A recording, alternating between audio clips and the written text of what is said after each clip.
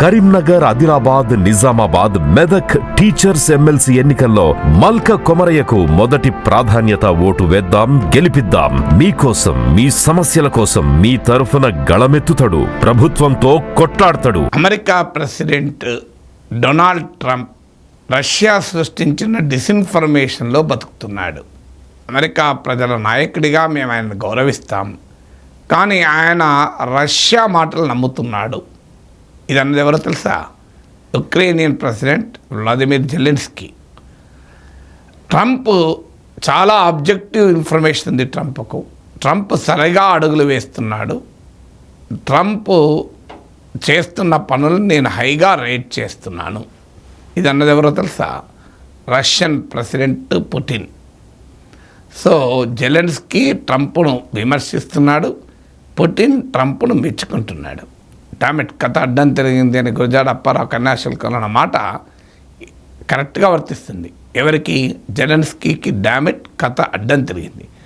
ఇప్పటిదాకా అమెరికా ఇచ్చిన ఆర్థిక సాయంతో, మిలిటరీ సాయంతో రష్యాతో యుద్ధం చేస్తున్న జెలెన్స్కీకి ఒక్కసారి ట్రంప్ రూపంలో ఒక పెద్ద భూతం వచ్చి ముందు పడింది. ట్రంప్కు జెలెన్స్కీకి మధ్య జరుగుతున్న వాద ప్రతివాదాలు చూస్తే జెలెన్స్కీని పదవి నుంచి లేకుండా చేసైనా యుక్రెయిన్ రష్యాల మధ్య శాంతి ఒప్పందాన్ని కుదిరించాలని ట్రంప్ ఆరాటపడుతున్నట్టు కనబడుతోంది. ఎందుకంటే ట్రంప్ మాట్లాడే మాటలు, పుటిన్ మాట్లాడే మాటలు ఒకే రకంగా ఉంటున్నాయి, ఆల్మోస్ట్ సిమిలర్గా ఉంటున్నాయి. ఏంటి ట్రంప్ పుటిన్ల మధ్య ఈ న్యూ ఫౌండ్ కెమిస్ట్రీ అంటే దాని వెనకాల ఉన్న రహస్య కథ నేను ఇంకో వీడియోలో చెప్తాను. ఎందుకు ట్రంప్ పుటిన్ పట్ల అనుకూలంగా ఉన్నాడు, ఎందుకు ఉక్రెయిన్ను తల వంచేలా చేసైనా, గట్టిగా పట్టుకునైనా రష్యాతో ఒప్పందం పైన సైన్ చేయించాలని చూస్తున్నాడు. ట్రంప్ యుద్ధమాపడానికి చేస్తున్న పని కాదు.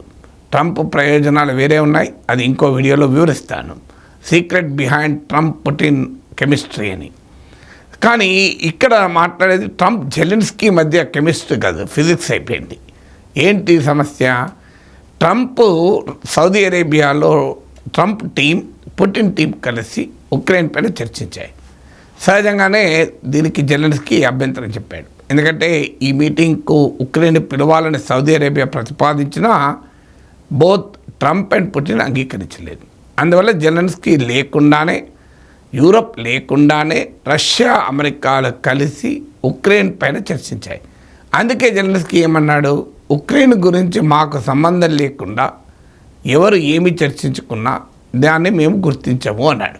మన చిన్నప్పుడు పల్లెటూరులో దొరికిన పాలు ఇప్పుడు సిటీలో దొరకటం లేదు. మా ఇంట్లో దీని గురించి మాట్లాడుకుంటున్నప్పుడు కంట్రీ డిలైట్ గురించి తెలిసి ఉన్నత ప్రమాణాలు ఉన్న ల్యాబ్స్ లో టెస్ట్ చేయించి రోజు రిపోర్ట్స్ ని యాప్ లో అప్డేట్ చేస్తారు. వాళ్ళ విధానాలు చూసి సంతృప్తి చెంది ఇలా రికమెండ్ చేస్తున్నాను. ఇప్పుడే కంట్రీ డిలైట్ యాప్ ని డౌన్లోడ్ చేసుకోండి. Download the country delight app now. వెంటనే ట్రంప్ చాలా తీవ్రంగా స్పందించాడు. అసలు నువ్వెవరు గుర్తించడానికి? అసలు నీవు యుద్ధము 3 ఏళ్ల కిందనే ఆపాల్సిందే. కాదు, అసలు యుద్ధం చేయాల్సింది లేకుండే.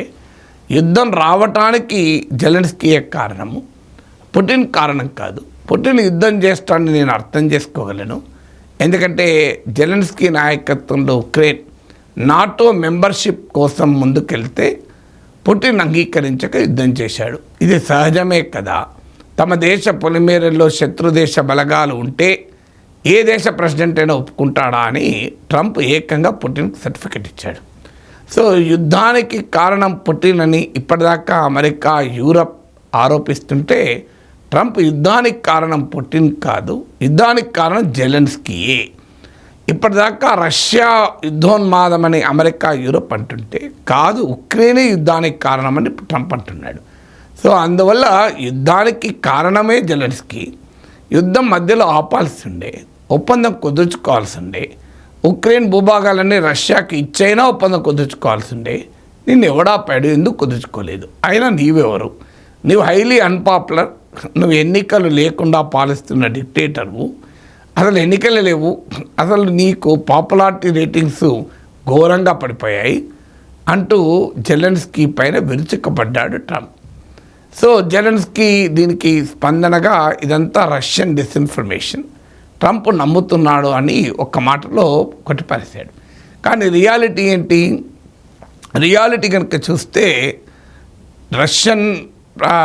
రష్యాతో ట్రంప్ యుక్రెయిన్ వార్ మొదలైనప్పుడు జెలెన్స్కీ అప్రూవల్ రేటింగ్ 90% వరకు ఉండే. ఈ అప్రూవల్ రేటింగ్స్ ఎంత నమ్ముతాం అనేది ఒక ప్రశ్న ఎవరికైనా ఉండవచ్చు. కానీ ఆ అప్రూవల్ రేటింగ్స్ అయితే ఏదో ఒకటి మనం చర్చించుకోవడానికి ఒక ప్రాతిపదిక ఉండాలి కదా. ఆ అప్రూవల్ రేటింగ్ 90% ఉండే. ఎందుకంటే యుద్ధం వచ్చింది. యుద్ధం రష్యా దురాక్రమణగా ఉక్రెయిన్ ప్రజలు భావించారు. రష్యాకు వ్యతిరేకంగా దేశాన్ని యావత్తు సైన్యాన్ని యునైట్ చేసి అమెరికా యూరోప్ సహాయంతో ధైర్యంగా ముందుకు నడిపించాడు జెలెన్స్కీ. కనుక ఉక్రెయిన్ ప్రజల అపార ప్రేమాభిమానాల్ని పొందాడు. కానీ 3 ఏళ్ళు అయిపోయింది, యుద్ధానికి మార్గం కనిపించడం లేదు. ఉక్రెయిన్ యుద్ధభూమిలో విజయం సాధించే వాతావరణం కనబడడం లేదు.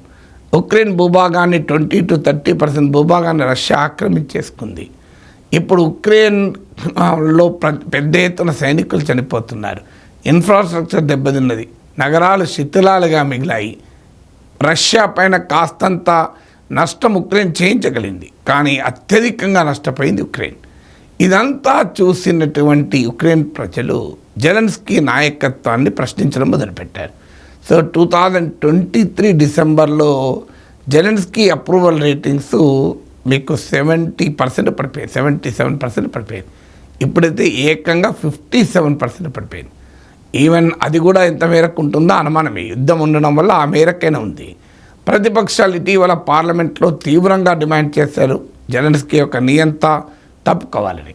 ఇప్పుడు ట్రంప్ వచ్చి అసలు జెలెన్స్కీ అన్పాపులరు, ఎన్నికలు జరపాలని అడుగుతున్నాడు. అందుకే జెలెన్స్కీ ఆన్సర్ ఇచ్చాడు. కొంతమంది నన్ను తొలగించాలని చూస్తున్నారు, కానీ అది ఇప్పుడు జరగదు అని చెప్పాడు. అంటే ట్రంప్ను పరోక్షంగా చూపెడుతూ.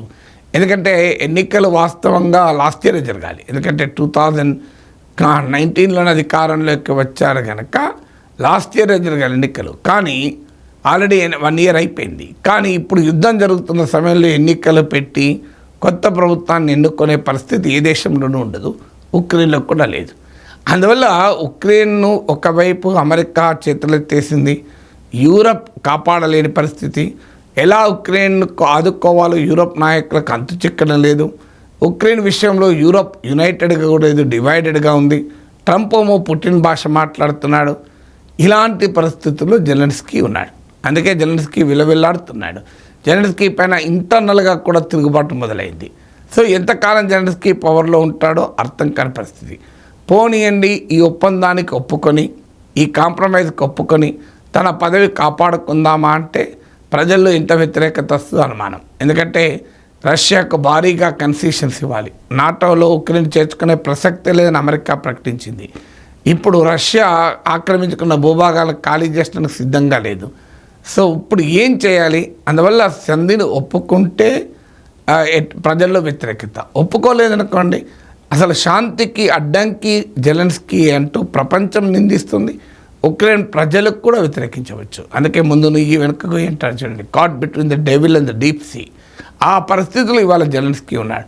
చూస్తుంటే జెలెన్స్కీని పక్కకు పడేసైనా, జెలెన్స్కీని అధికారం నుంచి తొలగించైనా రష్యాతో ఉక్రెయిన్ ఒప్పందాన్ని ఖరారు చేయించే దిశగా ట్రంప్ వెళ్తున్నాడు. ఎందుకంటే ట్రంప్కి కావాల్సింది అర్జెంటుగా యుద్ధం ఆగిపోవాలి. యుద్ధం ఆగిపోతే ట్రంప్ ఉంది. నేను చెప్పాను కదా, ఇంకో వీడియోలో చెప్తానని. ట్రంప్ రహస్య ప్లాన్, సీక్రెట్ ప్లాన్ వేరే ఉంది. ఆ సీక్రెట్ ప్లాన్ అమలు చేయాలంటే మొదలు యుద్ధం ఆగాలి. ఆ యుద్ధం ఆపడానికి అవసరం వస్తే జెలెన్స్కీని బలివ్వటానికి ట్రంప్ సిద్ధపడుతున్నాడు.